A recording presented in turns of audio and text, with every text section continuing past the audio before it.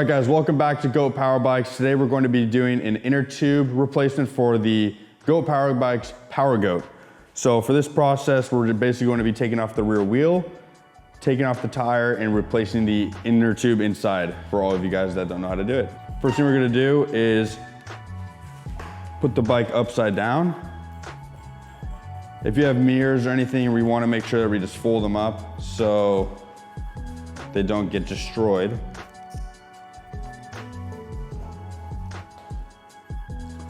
All right guys, before we get started, we just wanna make sure we have all the essential tools.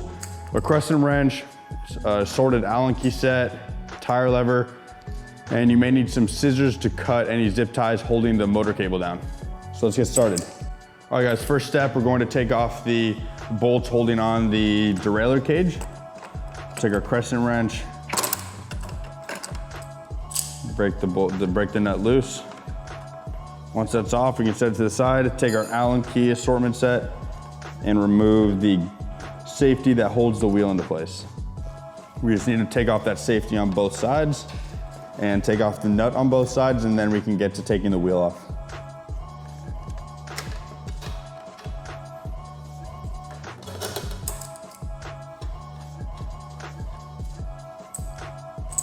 All right guys, one thing that I've noticed that is easier in this process is since the axle slides out from the bike, it has been easier for me to remove the derailleur. So what I'll do is if you guys come on over here, I will come to the derailleur hanger bolt and just remove it. Otherwise the chain can get all tangled up when you're trying to remove it, and then it can be a pain to get it all back together. So make sure you just know the sequence of the bolts, and it just comes right off. We can set that down like that. And then here's the biggest problem that people face.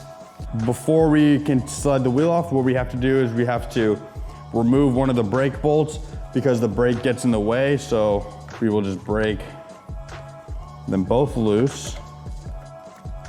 And once they're both broken loose, we're just going to remove this bolt right here. Once we can move that out of the way, then we are set to remove the wheel. And now with the Goat Power Bike, since we have such a high output motor, we are unable to put a plug. So the best way for us to now replace the inner tube is instead of going to the controller and unplugging it, that's a huge ordeal.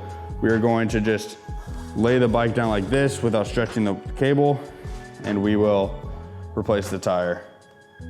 All right, now that we have our flat tire up and off of the bike, we're going to take our 20 by 4.5 inner tube.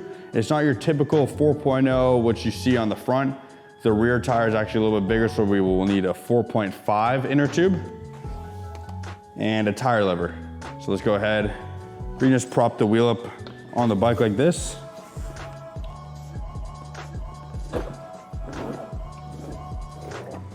All right, now that the tire is off, we'll just set the wheel down, making sure that it doesn't fall or anything. Take out our inner tube.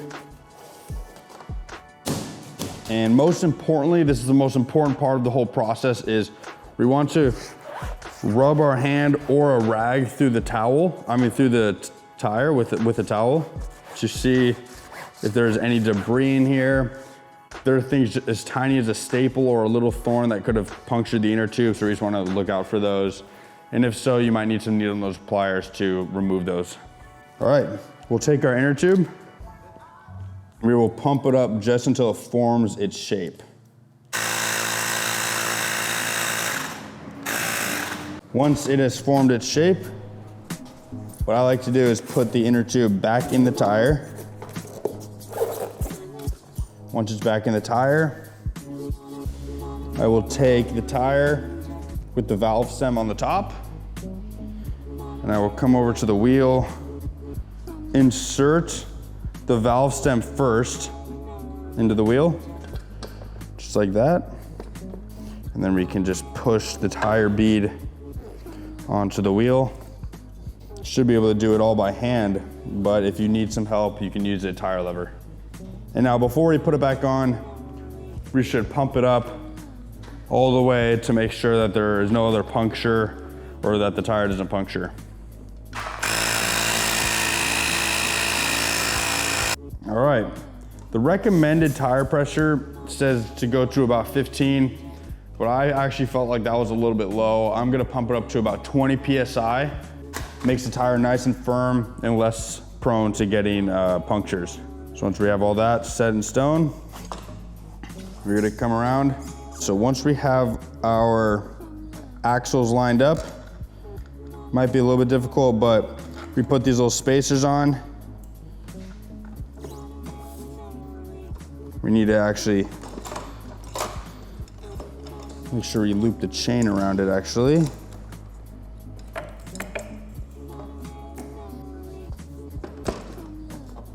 And there we go. Once the axles are back through the frame, we can relax and just put our spacers and safeties on.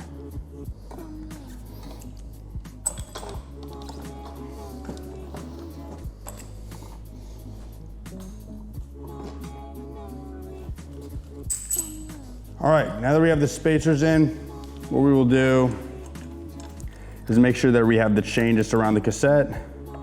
We can keep the derailleur down for now, but we can put our safeties on. So just slide them on and just tighten them down. Also, we'll do that with all 4 of the bolts on both sides. For the bottom parts, in the bottom corner, we want to make sure to reattach the fender with the longer bolt. And we will do that on both sides, of course. All right, and now we are going to put our derailleur back on using our derailleur bolt. All right, so we're gonna go ahead and put this derailleur hanger back on, and the whole derailleur actually. Once we get the screw started, before we tighten it down all the way, there's a little notch that the derailleur sits in. So once we pull it back, and it kind of will sit in its place. And once it's back sitting in its place, then we can tighten it down. Now the derailleur gets held back. And then we can go ahead and put our derailleur cage back on. Then we're gonna come back over here, put the axle nut back on this side. And then before we tighten it down all the way, we're gonna come up here, look at our tire, make sure it's straight with the frame. Once it's straight with the frame, we can go ahead and tighten up our bolts.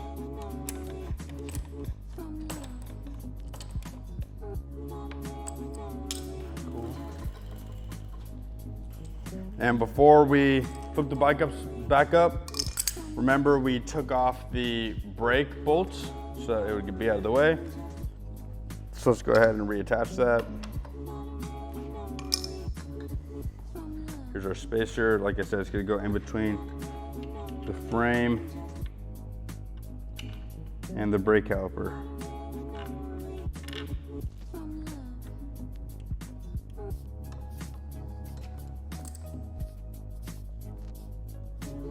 All right, make that nice and snug, both of them.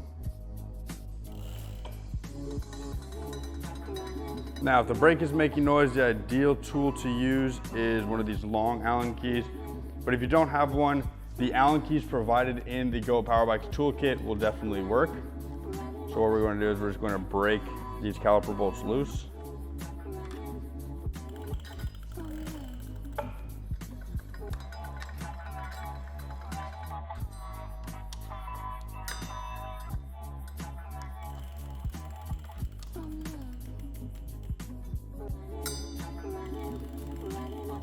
All right, there we go. And there we have it all lined.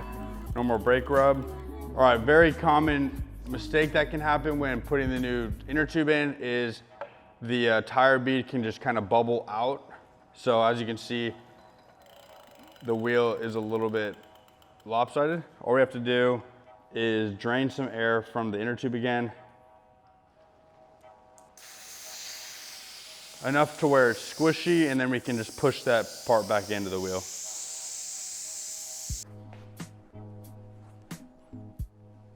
All right, once it's pushed back in, We have to find where else it's wobbling.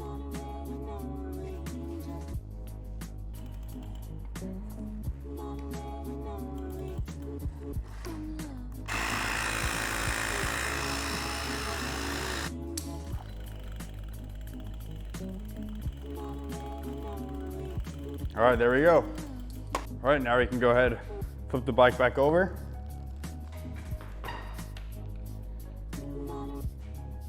All right, now that the bike is flipped over, all you want to do is take a look at everything, make sure the wheel looks aligned. In this case, the wheel looks perfectly aligned.